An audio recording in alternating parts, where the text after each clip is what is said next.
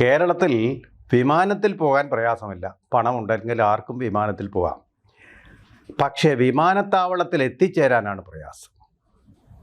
പ്രത്യേകിച്ചും നെടുമ്പാശ്ശേരി വിമാനത്താവളത്തിൽ നെടുംപാതയിലൂടെ ദീർഘദൂരം സഞ്ചരിക്കണമെന്ന് മാത്രമല്ല, ട്രാഫിക് ബ്ലോക്കുകളിൽ കുടുങ്ങുകയും വേണം.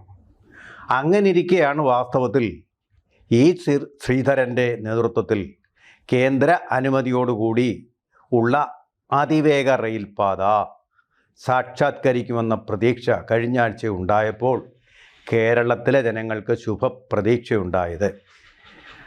അതുമാത്രമല്ല, റെയിൽ എന്ന് പറയുന്ന മഞ്ഞക്കുറ്റിയിൽ നിന്ന് തങ്ങൾക്ക് ഒരു മോചനം കിട്ടുമെന്ന് മധ്യ കേരളത്തിലെ ഏതാണ്ട് എല്ലാ മഹാജനങ്ങളും വിചാരിക്കുകയും ചെയ്തു. പക്ഷേ ആ പ്രതീക്ഷകളെല്ലാം തകിടം മറിച്ചുകൊണ്ട് ഇപ്പോൾ പുതിയ പദ്ധതിയുമായിട്ട് കേരള ഗവൺമെൻറ് പൊടുന്നനെ ഒരു മിന്നൽ ആക്ഷൻ നടത്തിയിരിക്കുകയാണ്. ഒരു ദ്രുത കർമ്മ സേനയെപ്പോലെ കേരള മന്ത്രിസഭാ യോഗം പ്രവർത്തിച്ചിട്ട് RRTS എന്ന് പറയുന്ന ഈ പുതിയ രീതിയിലുള്ള പാതയ്ക്ക് അനുമതി നൽകിയിരിക്കുകയാണ്. ഈ പദ്ധതി പ്രകാരം 20% കേന്ദ്ര ഗവൺമെൻറ്, 20% സംസ്ഥാന ഗവൺമെൻറ്, അതുകൂടാതെ 60% ലോൺ. ഇതാണ്. മറ്റേ പദ്ധതിയാണെങ്കിൽ ഈ ലോണിൻ്റെ പരിപാടിയില്ല. ഇതിൻ്റെ 30% മാത്രം സംസ്ഥാനം വഹിച്ചാൽ മതി. അതിൻ്റെ 70% കേന്ദ്രം വഹിക്കും. ഇങ്ങനൊരു പദ്ധതിയായിരുന്നു. കേരളത്തിന് കിട്ടുന്ന വലിയൊരു കേന്ദ്രത്തിൻ്റെ സഹായ പദ്ധതിയായിരുന്നു അത്. കാരണം 70% എന്ന് പറയുമ്പോൾ അതിൻ്റെ ആകെ ചെലവ് എന്ന് പറയുന്നത് 100 ലക്ഷം കോടി രൂപയാണ്. അതിൽ 30 ലക്ഷം കോടി രൂപ മാത്രം കേരള ഗവൺമെൻറ് വഹിച്ചാൽ മതി. അത് പൂർത്തിയാവുന്ന 5 വർഷം കൊണ്ട്. ബാക്കിയുള്ളത് കേന്ദ്രമാണ് വഹിക്കുന്നത്. അതുപോലെ തന്നെ ആ പദ്ധതി 5 വർഷം കൊണ്ട് പൂർത്തിയാകുമെന്നാണ് ഈ ശ്രീധരൻ പറയുമ്പോൾ നമുക്ക് 100% വിശ്വസിക്കാം. വിശ്വാസ്യതയുള്ള, ക്രെഡിബിലിറ്റിയുള്ള ഒരു ടെക്നോക്രാറ്റ് ആണ് അദ്ദേഹം. അതൊക്കെ വേണ്ടെന്ന് വെച്ചിട്ട് ഇപ്പോൾ ഈ പദ്ധതിയുമായിട്ട് മുന്നോട്ട് പോവുക. ഇതാരുടെ പദ്ധതിയാണ്? ഈ പദ്ധതി എന്ന് പറയുന്നത് കേരളത്തിൻ്റെ ഗതാഗത വകുപ്പിൻ്റെ പദ്ധതിയാണ്. നമുക്കറിയാമല്ലോ കേരളത്തിൻ്റെ ഗതാഗത വകുപ്പിൻ്റെ എഫിഷ്യൻസിയും അതിൻ്റെ ക്രെഡിബിലിറ്റിയൊക്കെ നമുക്കറിയാവുന്നതാണ്. അപ്പോൾ അടുത്ത കാലത്തെങ്ങും തീരാൻ ഇല്ല എന്നർത്ഥം. തന്നെയല്ല, അവകാശപ്പെടുന്നത് പ്രകാരം ഈ പദ്ധതി പൂർത്തിയാവുക എന്ന് പറയുന്നത് 2033 എന്ന് പറഞ്ഞാൽ നമ്മൾ ഇനിയൊരു 7 വർഷം കാത്തിരിക്കണം. മറ്റേ പദ്ധതി പ്രകാരം നമ്മളൊരു 4 വർഷം കാത്തിരുന്നാൽ മതി. പോട്ടെ, ഇതിൻ്റെ പ്രോജക്റ്റ് അതുപോലെ തന്നെ DPR ഒക്കെ വന്നു കഴിയുമ്പോൾ ഒരു 6 വർഷമായിട്ട് കൂട്ടിയാലും ഇതിനേക്കാൾ 1 വർഷം മുമ്പെയാണ്, 365 ദിവസം മുമ്പെയാണ്.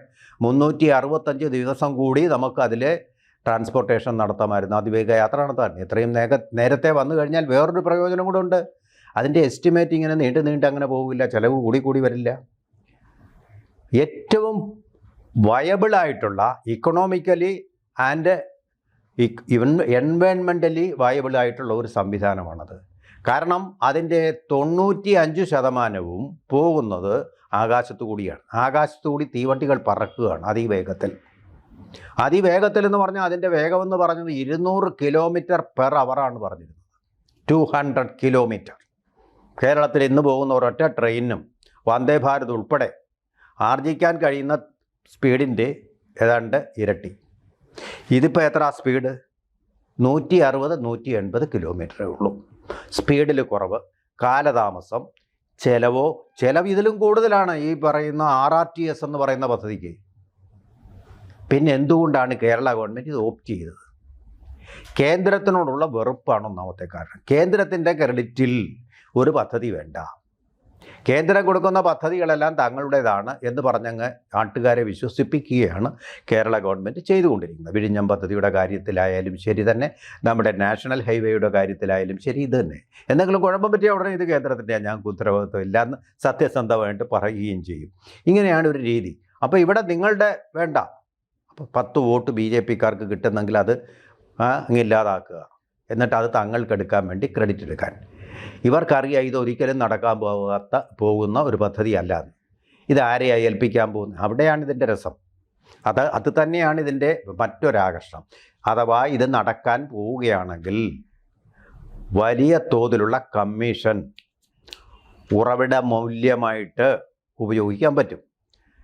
വാസ്തവം പറഞ്ഞാൽ കേരള ഗവൺമെൻറ് വലിയൊരു ഗവേഷണം നടത്തി. കഴിഞ്ഞ ദിവസം മുഖ്യമന്ത്രി പറഞ്ഞതേ ഉള്ളൂ, കേരളത്തിൽ ധാരാളം ഗവേഷണശാലകൾ നടത്തി പുതിയ രീതിയിലുള്ള ഗവേഷണങ്ങളൊക്കെ വളർത്തിക്കൊണ്ടുവരികയാണെന്ന്. അവർ വലിയ ഗവേഷണം നടത്തിക്കൊണ്ട് ശബരിമല നടയിൽ നിന്ന് പോലും, ശബരിമല ശ്രീകോവിലിനകത്തു നിന്നു പോലും വരുമാന വർധനവ് നടത്താമെന്ന് കണ്ടുപിടിച്ച ഒരു ഗവൺമെൻറ്റാണ് കേരളം ഭരിക്കുന്നത്. ഇവർ മാത്രമല്ല, ഇടതും വലതും എല്ലാം മത്സരിച്ച് അവിടെ നിന്ന് കവർച്ച നടത്തി എന്നുള്ളതിൻ്റെ ദൃഷ്ടാന്തങ്ങളാണ് അയ്യപ്പൻ ഇങ്ങനെ പുറത്തു വിട്ടുകൊണ്ടിരിക്കുന്നത്. അന്തവും കുന്തവും ഇല്ലാതെ എങ്ങും എത്താതെ SIT കടന്ന് വട്ടം കറങ്ങുകയാണ്. കാരണം അത്രമാത്രം ആസൂത്രിതമായ കൊള്ളയാണ്. എവിടെയായതിൻ്റെ തുടക്കം, എവിടെയായതിൻ്റെ അന്ത്യം എന്നൊന്നും കണ്ടെത്താതെ നിന്നുഴലുക, ഇരുട്ടിൽ കടന്ന് തപ്പിക്കൊണ്ടിരിക്കുകയാണ് അനന്തമായിട്ട് SIT. ഇതാണിപ്പോൾ നടന്നുകൊണ്ടിരിക്കുന്നത്. അപ്പോൾ അത്തരുണത്തിൽ ഇങ്ങനെ ഒരു പദ്ധതി എന്ന് പറഞ്ഞാൽ ബഹുകോടികളുടെ ഒരു പദ്ധതിയിൽ തീർച്ചയായിട്ടും നല്ല രീതിയിൽ തന്നെ അതിന് കമ്മീഷൻ കണ്ടെത്താനുള്ള വിദഗ്ധന്മാരായിട്ടുള്ള ആളുകൾ നമ്മുടെ കൂട്ടത്തിലുണ്ട്. അവർ വിദഗ്ധമായിട്ട് പൊതുജനങ്ങളുടെ മുതൽ കൊള്ളയടിക്കുകയും ചെയ്തു. ഇപ്പം റെയിൽ വന്നാലും വന്നില്ലെങ്കിലും കമ്മീഷൻ നമുക്ക് കിട്ടണം. ആ കമ്മീഷൻ കിട്ടുക എന്നുള്ള കാര്യം തീർച്ചയായിട്ടും നടപ്പാക്കുക തന്നെ ചെയ്യും. അതാണ് ഇപ്പോൾ ബജറ്റിൻ്റെ തലേദിവസം പെട്ടെന്ന് ഒരു മന്ത്രിസഭായോഗം കൂടിയിട്ട് നമ്മൾ ആരും അറിയാത്ത, മുന്നേ ആരും പറയാത്ത വലിയൊരു പദ്ധതി RRTS എന്ന് പറഞ്ഞിട്ട് നടപ്പാക്കുന്നത്. പദ്ധതി തീർച്ചയായിട്ടും ഉണ്ട്. ഡൽഹി മീററ്റ് റൂട്ടിൽ 1/3 സമയം ചുരുക്കിക്കൊണ്ട് ആ റൂട്ടിൽ ഇപ്പോൾ ഫലപ്രദമായിട്ട് അത് നടക്കുന്നുണ്ട്. പക്ഷേ അത് നടപ്പാക്കുന്നത് കഴിവുറ്റ ഗവൺമെൻറ്റാണ്, കേന്ദ്ര ഗവൺമെൻറ്റാണ്, അതുപോലെ തന്നെ UP ഗവൺമെൻറ് കൂടെ ചേർന്നാണ്. കേരളത്തിൽ അത്ര വേഗത്തിലൊരു പദ്ധതി നടന്നതിൻ്റെ ഒരു ചരിത്രമേ ഉള്ളൂ, അത് വിഴിഞ്ഞം പദ്ധതിയാണ്. അത് കേന്ദ്രത്തിൻ്റെ പിന്തുണയുള്ളതുകൊണ്ടാണ് ആ വേഗത്തിൽ അത് നടപ്പാക്കാൻ സാധിച്ചിട്ടുള്ളത് എന്നുള്ളതും, അത് പിന്നെ അദാനിയും അതിൻ്റെ പിന്നിലുണ്ടായിരുന്നു എന്നതുകൊണ്ടാണ് അത് അത്ര വേഗത്തിൽ നടപ്പാക്കാൻ സാധിച്ചതെന്നുള്ളത് എല്ലാവർക്കും അറിയാവുന്ന കാര്യമാണ്. ഇവിടെ ഈ പദ്ധതിയെപ്പറ്റി ഇവർ പറയുന്ന കാര്യങ്ങളൊന്ന്, ഇത് 3 ഘട്ടമായിട്ടാണ്, മറ്റേതൊരൊറ്റ ഘട്ടമായിട്ടായിരുന്നു നടപ്പാക്കുന്നത്. ഇതിൻ്റെ ഫസ്റ്റ് ഫേസ് എന്ന് പറയുന്നത് ട്രാവൻകൂർ ലൈൻ എന്ന് പറയുന്നത് തിരുവനന്തപുരം തൊട്ട് തൃശ്ശൂർ വരെയുള്ള 1ാം ഘട്ടം. അത് തീരുന്നതാണ് 2033. അപ്പോൾ ബാക്കിയൊക്കെ തീരുന്നത് എന്നാണെന്ന് ആർക്കും അറിയില്ല. അത് കഴിഞ്ഞാൽ മലബാർ ഭാഗത്തേക്കുള്ളത്, മലബാർ കോറിഡോർ എന്നാണ് അതിന് പറയുന്നത്. അതിന് തൃശ്ശൂർ മുതൽ കോഴിക്കോട് വരെയാണ് അതിൻ്റെ നീളമെന്ന് പറയുന്നത്. 3ാം ഘട്ടത്തിലാണ് കണ്ണൂർ തൊട്ട് കോഴിക്കോട് വരെയുള്ളത്. അതിനിടയ്ക്ക് എന്തെല്ലാം BJP ഗവൺമെൻറ് തന്നെ മിക്കവാറും കേരളം ഭരിക്കുന്ന ഒരു കാലത്തിലേക്കായിരിക്കും അത് പോകുന്നത്. തീർച്ചയായിട്ടും അന്നെങ്കിലും അതിനൊരു വേഗം വരുമെന്ന് നമുക്ക് പ്രതീക്ഷിക്കാം. ഇതെല്ലാം കൂടെ കഴിയുമ്പോഴത്തേക്കാണ്ട് 12 വർഷം എടുക്കുന്നത്. ഈ 12 വർഷത്തിനപ്പുറമുള്ള ഒരു പദ്ധതിയാണ് ഇവർ വിഭാവനം ചെയ്തിരിക്കുന്നത്. 5 വർഷത്തെ പദ്ധതി എടുത്ത് അത് നല്ല രീതിയിൽ പഠിച്ച് ശ്രീധരൻ തന്നെ സ്വന്തം വീടിനടുത്ത് ഓഫീസ് സ്ഥാപിച്ച് ഇതിൻ്റെ എല്ലാ പരിപാടികളും ഹരിശ്രീ കുറിച്ചു കഴിഞ്ഞ ഒരു സമയത്താണ് ഈ പദ്ധതി തള്ളിക്കളഞ്ഞുകൊണ്ട് പുതിയ പദ്ധതിയുമായിട്ട് വരുന്നത്. ഇതിപ്പോൾ ഇതൊരു കുതന്ത്രമാണ്. ജയിക്കുകയാണെങ്കിൽ അവരുടെ ഒരു അവകാശവാദമായിട്ട് ഉന്നയിക്കാൻ വേണ്ടിയിട്ടും, ജയിച്ചില്ലെങ്കിൽ അത് നേരത്തെയുള്ള പദ്ധതി കുളമാക്കി അവർക്ക് ഒന്നും ചെയ്യാൻ പറ്റാത്ത ഒരു അവസ്ഥയിലേക്ക് എത്തിക്കാൻ വേണ്ടിയിട്ടുള്ള ഒരു ആസൂത്രിതമായിട്ടുള്ള ശ്രമമാണെന്ന് തോന്നുന്നു. അതാണ് ഇപ്പോൾ ബജറ്റിൽ തീർച്ചയായിട്ടും ഇതിന് പദ്ധതിയെ സൂചനയുണ്ടാവും. ഇതിൻ്റെ പ്രാഥമികമായിട്ടുള്ള പരിപാടികൾ നടത്തുന്നതിന് വേണ്ട തുക വക കൊള്ളിക്കണമല്ലോ, തീർച്ചയായിട്ടും അതുണ്ടാവും. പക്ഷേ 583 കിലോമീറ്ററാണ് ഈ പാതയുടെ നീളമെന്ന് പറയുന്നത്. അതേ നീളം തന്നെയായിരുന്നു നേരത്തെയുള്ള പദ്ധതിക്കും ശ്രീധരൻ വിഭാവനം ചെയ്ത പദ്ധതിക്കും.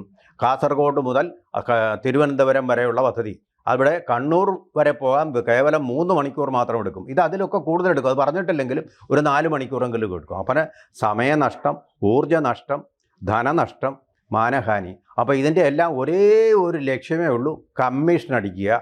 പിന്നെ ഞങ്ങളുടെ ആണ് ഈ പദ്ധതി എന്നുള്ള അവകാശവാദം നടത്തുക. പൊള്ളയായ അവകാശവാദത്തിന് വേണ്ടി നമുക്ക് നല്ലൊരു പദ്ധതി കൂടി ഈ ഇടതുപക്ഷ ഗവൺമെൻറ് നഷ്ടപ്പെടുത്തിയിരിക്കുന്നു എന്ന് മാത്രമേ ഇതിൽ നിന്ന് നമുക്ക് ഏറെക്കുറെ മനസ്സിലാക്കാൻ സാധിക്കുന്നുള്ളൂ പ്രാഥമികമായിട്ട്. കൂടുതൽ വാർത്തകളും വിശേഷങ്ങളും നിങ്ങളിലേക്ക് എത്താൻ ABC മലയാളം സബ്സ്ക്രൈബ് ചെയ്യുക, ബെൽ ബട്ടണും അമർത്തുക.